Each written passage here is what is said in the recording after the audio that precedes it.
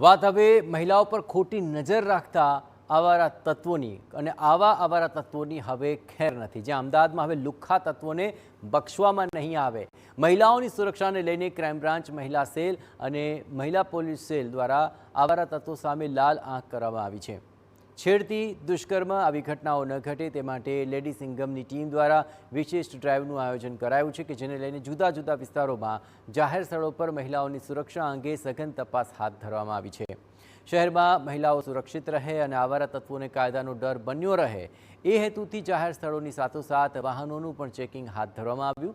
મહત્વપૂર્ણ છે કે સતત 30 દિવસ સુધી આ ડ્રાઇવ ચાલુ રહેશે અને નિયમોનું ઉલ્લંઘન કરનારાને કાયદાનું ભાન કરાવવા કડક કાર્યવાહી કરાશે।